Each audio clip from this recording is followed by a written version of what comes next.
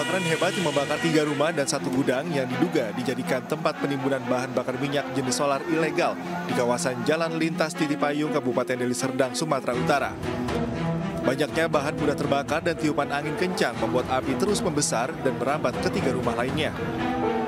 Setelah hampir 3 jam, kobaran api akhirnya berhasil dipadamkan setelah 8 unit pemadam kebakaran dari Deli Serdang dibantu Pemkot Medan untuk menjinakkan api yang telah membakar 3 rumah warga dan 1 gudang. Warga pun ikut membantu memadamkan api dengan peralatan seadanya. Salah satu warga Hamparan Perak, Iqbal, mengatakan api pertama kali terlihat dari salah satu ruko 3 pintu yang dijadikan gudang penimbunan bahan bakar minyak ilegal. Apa yang terbakar, Bang? Satu ruko, 3 pintu ini dengan 1 rumah. Tidak ada. Ruko ini apa itu, Bang? Tempat penimbunan minyak. Belum diketahui penyebab kebakaran, kini petugas kepolisian dari Polsek Hamparan Perak telah memberi garis polisi dan akan memeriksa pemilik rumah yang diduga dijadikan gudang penimbunan bahan bakar minyak ilegal. Dari Deli Serdang, Sumatera Utara, Yuda Bahar, iNews melaporkan. Kebakaran hebat terjadi di pabrik pengolahan kayu di Desa Sepuh Gembol, Kecamatan Wonomerto, Kabupaten Probolinggo. Akibat kejadian ini, beberapa gudang penyimpanan pun ludes terbakar. 4 unit damkar dari kota dan Kabupaten Probolinggo pun dikerahkan. Namun kencangnya hembusan angin menyulitkan petugas memadamkan api. Pabrik kayu ya. Berapa unit dari kota? Dari kota 2 unit rencananya. Mungkin ada kesulitan atau kendala. Ini kendalanya angin besar. Jadi kita punya melawan arah angin sehingga kesulitan untuk memadamkan apinya. Oke.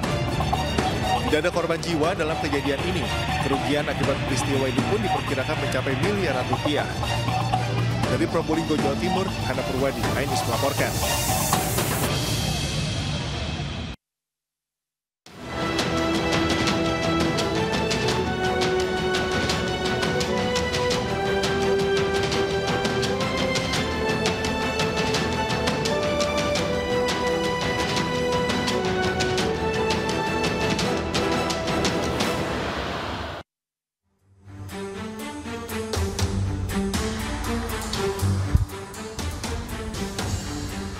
Halo, selamat pagi. Selamat pagi. Selamat pagi Aldi, apa kabarnya? Selamat pagi, Debbie. Kabar baik. Kamu apa kabar? Baik pagi dan ini? semangat dong tentunya karena kita mau ketemu pemirsa di rumah. Selamat datang di Lapor Polisi. Anda lapor, kami sampaikan.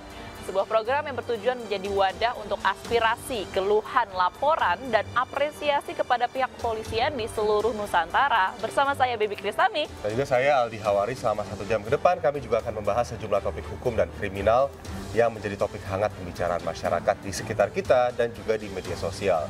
Dan kami juga membuka laporan pengaduan masyarakat yang bisa diakses kapanpun oleh Anda melalui sejumlah channel kami, yaitu di Instagram resmi kami @laporpolisi_inews dan juga @official_inews_tv. Benar banget nih Aldi, dan Anda juga bisa menghubungi kami melalui email laporpolisi.inews@gmail.com. Dan jangan lupa menggunakan hashtag laporpolisi.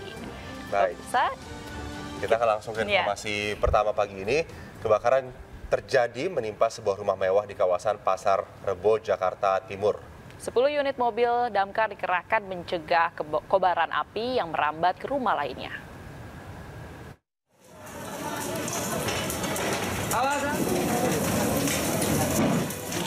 Seperti inilah kebakaran yang melanda rumah mewah di permukiman padat penduduk di Jalan Haji Taiman, Kecamatan Pasar Rebo, Jakarta Timur, Selasa pagi.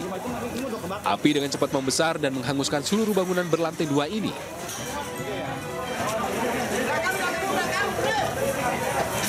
Percikan listrik dan runtuhan bangunan sempat terjadi dan nyaris menimpa beberapa warga yang berusaha memadamkan api.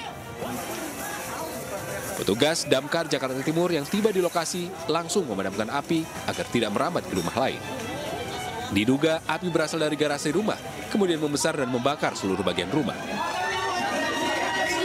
Awalnya sih dari bagasi mobil ya, dari bawah, di situ kebakarannya awalnya sih.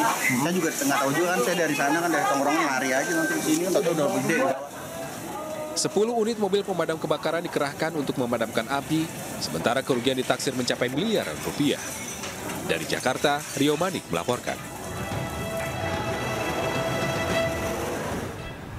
Pemirsa, karena melaju kencang, minibus terjun dari lantai 2 parkiran Rumah Sakit Polri Kramat Jati, Jakarta Timur. Ya, pengemudi yang merupakan seorang perempuan masih syok dengan kejadian ini.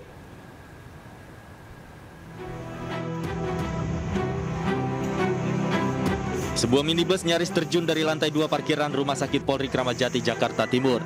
Kendaraan roda 4 ini tersangkut besi pembatas parkiran. Peristiwa yang terjadi tepat di atas toko roti sempat membuat karyawan toko panik dan menyelamatkan diri. Diduga peristiwa itu terjadi karena laju kendaraan kencang saat naik ke lahan parkir di lantai 2.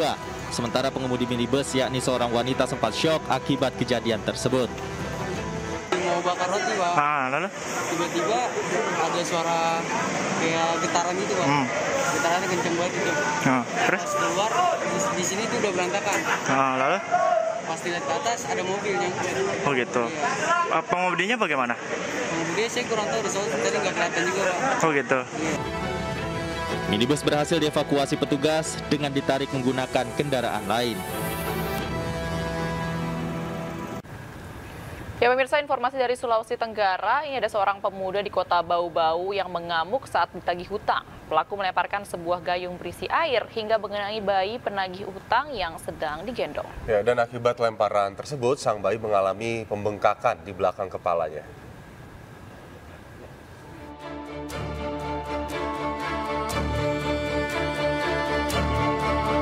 Sudah mengutang, pemuda ini malah terjerat kasus kriminal. Usai menganiaya bayi berusia 13 bulan dengan melemparkan gayung berisi air hingga bayi tersebut mengalami pembengkakan di bagian kepala. Peristiwa ini terjadi saat orang tua bayi mendatangi rumah pelaku untuk menagih utang sebesar Rp500.000. Namun bukannya membayar utang, pelaku bernama Asrul malah mengamuk dan melempar gayung berisi air yang akhirnya mengenai kepala bayi. Akibat lemparan tersebut, bayi berusia 13 bulan ini mengalami pembengkakan di bagian belakang kepala. Tak sampai di situ, pelaku juga mengancam orang tua bayi dengan senjata tajam. Usai mendapat laporan, polisi langsung menangkap pelaku di rumahnya. Saat Interkam Polres Bau-Bau telah berhasil mengamankan terduga pelaku penganiayaan terhadap bayi inisial AH umur 1 tahun 1 bulan, di mana kronologis kejadiannya berawal dari utang piutang.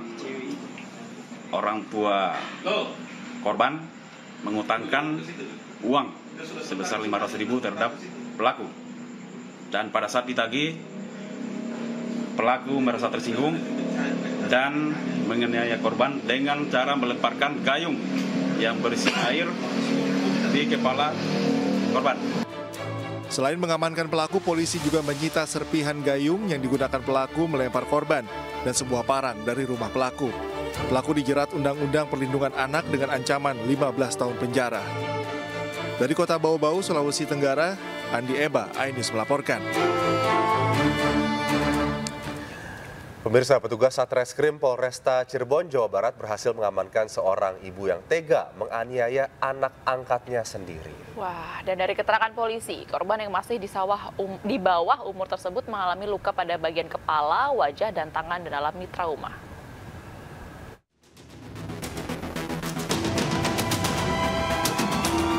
Ibu rumah tangga warga desa Sukadana, Kecamatan Pabuaran, Cirebon harus berurusan dengan polisi. AM diduga menganiaya anak angkatnya yang masih di bawah umur. Tindak kekerasan terhadap korban diduga lantaran ada tekanan dari suaminya. Akibatnya, pelaku meluapkan kekesalan kepada korban. Atas perbuatannya, pelaku diamankan di Mapolresta Cirebon dan terancam maksimal 10 tahun penjara.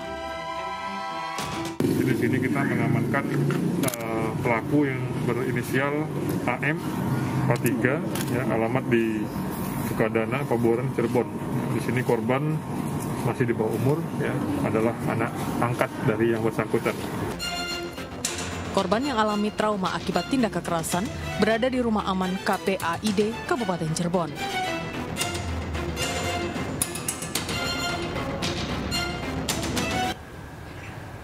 Seorang anak perempuan di Kota Batu, Jawa Timur diperkosa oleh ayah tirinya selama 5 tahun.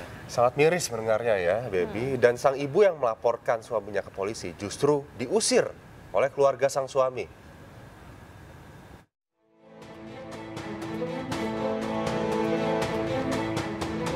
Pasha melaporkan kelakuan bejat suaminya, seorang ibu berinisial RR beserta 4 anaknya. Warga desa Beji, Kecamatan Junrejo, Kota Batu, Malang justru diusir dari keluarga pelaku. Nasib pilu yang dialami RR dan kelima anaknya ini kemudian dilaporkan oleh warga setempat ke Dinas Sosial Kota Batu. Menurut pengakuan RR, ia dan anak-anaknya diusir sang mertua sejak seminggu lalu. Sang mertua kesal karena RR melaporkan suaminya sendiri ke polisi. Pemerkosaan ini sendiri telah terjadi selama 4 tahun. Sejak korban masih berusia 12 tahun hingga kini ia berusia 16 tahun. Itu ada laporan dari perangkat desa yang pada saat itu melaporkan ada kejadian tentang pelecehan seksual. Kemudian dari sini inisial SYS. Sejak diusir dari rumah, RR dan kelima anaknya terpaksa tinggal di rumah indekos. Mereka pun mendapatkan bantuan dari warga sekitar.